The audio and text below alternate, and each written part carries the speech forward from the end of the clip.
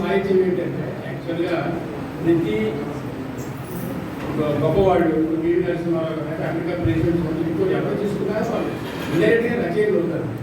ప్రతి వాళ్ళు పెద్దవాళ్ళు పుస్తకాలు రాస్తారు. అంటే సాహిత్యంతో పరిచయం లేకపోతే వాళ్ళు పరిపూర్ణ మానవులు కాదు. హ్యూమన్ యాంథ్రోపాలజీ ఏం చెప్తుందంటే మనిషి బతికింది వీఆర్ సోషల్ యానిమల్స్ అన్నాడు అరిస్టాటిల్. We are human beings. మనం సమాజం లేకపోతే నేను అక్కడికి ఉంటాను అడవిలో ఉంటానంటే అవును. కాబట్టి సమాజం ఎంటెక్ ఇంజనీరింగ్ సివిల్ ఇంజనీరింగ్ ఏ ఇంజనీరింగ్ ఏ మెడిసిన్ చదువుకున్నాను మనం కన్సల్ట్ అబౌట్ హ్యూమన్ బీయింగ్స్. మనుషుల గురించి ఆలోచించకుండా సమాజం గురించి మనం ఆలోచన ఉంటే we are not perfect man. We are never be a human being of perfection without any concern of the society అని అరిస్టాటిల్ చెప్పాడు. కాబట్టి నేను సివిల్ ఇంజనీరింగ్లోనే ఎంటెక్ చదివాను. నేను ఇంజనీరింగ్ ఉద్యోగం చేస్తున్నా. ఈ సాహిత్యం ఇండైరెక్ట్గా ఎట్లంటే సాహిత్యానికి ఎట్లయితే సివిల్ ఇంజనీరింగ్లో పనిచేస్తుంటే సరిపోతుంది కదా. మనిషి ఎలా బతుకుతాడు, మనిషికి ఏం కావాలి, మనిషికి అవసరాలు ఏంటి, సొసైటీతో సంబంధం ఏంటి, ఏంటి మనుషులు ఎలా బతుకుతారు, ఎందుకు ఈ డిఫరెన్సెస్ అని. ఇప్పుడు భారతదేశం చూసుకుంటే మన దేశంలో సుమారు 140 కోట్ల మంది జనాభాలో 41% మంది దారిద్ర్యంలో ఉన్నారు.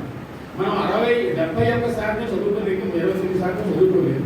మన దేశంలో ఉండేటువంటి 40 లక్షల కోట్ల ఆస్తి 1% మంది ఉంది.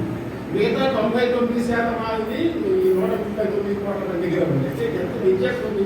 బై సంబడి ఈజ్ హ్యావింగ్ 24 మంజిల్స్ అంటే 24 అంతస్తులు ఉంటే ఇంకోటి పేద వాళ్ళకి చాలా మందికి కాలు పట్టుకుని ఉరిపోకుండా బతుకుతున్నారు. వాట్స్ డిఫరెన్స్ ఎందుకు అంటే ఈ వివక్షత చెప్పేది సాహిత్యం అంటే. కాబట్టి సమాజంలో మనుషులు సాహిత్యంతో సంబంధం లేదు, నాకు ఏమి తెలియదు అంటే కాబట్టి మన సమాజం చదవాలి. సమాజానికి ముఖ్యం, సమాజాన్ని ప్రపంచాన్ని మార్చేది సాహిత్యం. అలాగే భాష ఇంగ్లీష్ గొప్ప భాష ఎదిగిందంటే 15వ శతాబ్దంలోనే షేక్స్పియర్ అద్భుతమైనటువంటి మర్చెంట్ ఆఫ్ వెనిస్ అనే మ్యాక్బెత్ ఇక్కడ డ్రామా రాశాడు. అదే వర్డ్స్వర్త్, టెన్నిసన్, టీవీ షెల్లీ వీళ్ళన్నీ చాలా గొప్ప నాటకాలు రాసి ముద్ర చేశారు. దాంతో ఇంగ్లీష్ చిన్న దేశం మీకు తెలుసా, మన విద్యుత్ జనాభా 6 కోట్లు. మన దేశంలో 25వ వంతు చిన్న దేశం యూకే, స్కాట్లాండ్, ఇంగ్లాండ్, ఐర్లాండ్ చిన్న 3 దేశాలు కలిపి యునైటెడ్ కింగ్డమ్ అంటారు. కానీ ఒకప్పుడు 82% దేశాలు జయించి వాళ్ళు అంత నాలెడ్జ్ వచ్చారు. ఇప్పటికీ చిన్న దేశం. కారణం వాళ్ళ భాష సృష్టించినటువంటి గొప్పతనం. ఎందుకంటే మీరు ప్రపంచంలో అత్యధికంగా మాట్లాడే భాష మ్యాండరిన్, చైనా భాష. అది 150 కోట్ల మంది మాట్లాడతారు. దేశం it's language no Mandarin language. వాళ్ళు మొత్తంగా ఉంటాయి. అది ఆ ఒక్క దేశంలోనే మాట్లాడతారు. Second largest spoken language English 102 కోట్ల మంది మాట్లాడుతున్నారు. But it was spoken in 182 countries. 182 దేశాల్లో మాట్లాడతారు ఆ భాష. రెండో పెద్దది ఏంటంటే మన దేశంలో హిందీ ఉంది, మన దేశంలోనే మాట్లాడతారు, ఇంకో దేశంలో మాట్లాడతారు. కాబట్టి ఈ ఇంగ్లీష్కున్న గొప్పతనం వాళ్ళ సాహిత్యాన్ని సుసంపన్నం చేసేది. అలాగే మన తెలుగు సాహిత్యం కూడా తప్పులే కాదు. మన భాష అతి ప్రాచీన భాషలో తెలుగు రెండవది. మొట్టమొదటి తమిళం పుట్టింది క్రీస్తు శకం 614 అయితే 638లో పుట్టింది తెలుగు. వాళ్ళకి 24 సంవత్సరాలు లేడు కాదు. ఇది ప్రాచీన భాషే. కాకపోతే 11వ శతాబ్దం దాకా ఈ తెలుగు సాహిత్యానికి చరిత్ర లేదు. నన్నయ్య మొట్టమొదటిసారిగా మహాభారతాన్ని ఆంగ్లీకరించిన తర్వాత తెలిసిన గొప్ప భాష నన్నయ్య. తర్వాత కెరా ప్రకటన కవిత్రతో అనువదించే భాషని. ఆ తర్వాత మనకు తెలుసు బోధన, మనకి మహాభారతం అనువదించాడు. అలాగే ఆ తర్వాత శ్రీనాథుడు, అన్నమయ్య, యాగయ్య ఇలా వచ్చి అతను ఆధునిక కాలంలో విశ్వాస సత్యనారాయణ, గురజాడ అప్పారావు, జాగ్రత్త బాలగంగాధర తిలక్, శ్రీశ్రీ ఇవన్నీ వీళ్ళందరూ తెలుగు సాహిత్యం సుసంపన్నం చేశారు. తెలుగు భాష గురించి ఇప్పటికీ మనం శ్రీశ్రీ గురించి చెప్పుకుంటాం. ఎందుకు సమాజం గురించి మనం కావాలంటే ఇప్పుడు చదువు మిగిలేదు నవల బుజ్జిబాబు గురించి నవల గురించి చెప్పుకుంటాం. అలాగే అసెంబ్లీ జీవయాత్ర గురించి చెప్పుకుంటాం.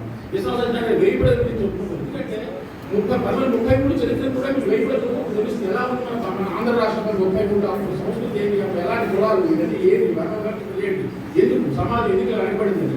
అలా మనం ముందుకు చూస్తేనే వెనక్కి తిరగదు, వెనక్కి చూస్తేనే ముందుకు రాదు. కాబట్టి ఈ సొసైటీలో మార్పుని సాధించాలి. అంటే మనిషి అనేవాడు చాలా మంది పిల్లలు మొదటి చెప్పుకుంటూ టెక్స్ట్బుక్లో చదవలేదు. ఉపయోగమేంటి? బాగా చూస్తే చదువుతుంటే అక్కడ ప్రపంచాలి. చాలా మంది మన దేశంలో నదులు తెలియదు, గోదావరి ఉన్నదో తెలియదు చాలా మంది. కాదు గోదావరి ఎక్కడ పుట్టిందో తెలియదు. మన దేశంలో ఎన్ని రాష్ట్రాలు తెలియదు, ఎన్ని దేశాలు ఉన్నాయి, క్యాపిటల్స్ తెలియదు. ఎప్పుడైనా మీ పిల్లల్ని అడిగారు మీరేం చదువుతున్నారు? చాలా మంది నేను కాలేజీ చాలా మంది మూలాలు లేదు. పై అంటే 22/7 అంటే ఎందుకో తెలియదు.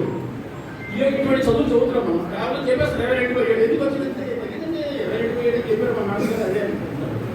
కాబట్టి ఎందుకైతే చదువు మరి మేడంతో ఎంఎస్సీ డిగ్రీ ఇచ్చేస్తారు వాళ్ళకి ఆక్స్ఫర్డ్ వెళ్ళాలి. ఎందుకు ఈ చదువు పై గురించి పై అంటేనే తెలియదు. వైశాఖ తెలియదు సరిగ్గా చాలా లోపాలు ఉన్నాయి. కాబట్టి మనుషులకి కేవలం చదువు కాకుండా పుస్తక పఠనం అనేది చాలా ఇంపార్టెంట్. చదివినప్పుడే మనం పరిపూర్ణ మానవుడు అవుతాడు. చాలా మంది మన దరిద్రులు ఏమిటి చెప్తారంటే ఎందుకు చదువుతాం ఇంజనీరింగ్ అంటే చాలా మంది అంటే ఇంజనీర్ చదువుతారండి. ఎందుకు చదువుతున్నాం అంటే అమెరికా వెళ్ళిపోవడం. అమెరికా ఎందుకు వెళ్తున్నామంటే డబ్బు సంపాదించాలి. ఆ తర్వాత మధ్య సమాధానం లేదు అంటే చెప్పారు పెద్దవాడు. ఇది కాదు ఏమని పెద్దవాడు a man starts a man born and he will die. పుట్టాడు చనిపోతాడు. ఇట్స్ అడ్మిటస్. కాబట్టి దీని గురించి పెద్ద ఇప్పుడు అన్ని ముఖేష్ అంబానీ అయినా even one of the richest man in the world will die. మనం చనిపోతుంది. కాబట్టి ఇది కాదు మనం how we left our footprints on the earth. మనం ఈ భూమి మీద ఏమిటి వదిలేమనడానికి గొప్ప. అలాగే తెలుగు సాహిత్యం తెలుగు పుస్తకం నాకు గురించి వస్తే నేను సివిల్ చదివినా నేను ఇప్పటిదాకా 800 కథలు రాశాను.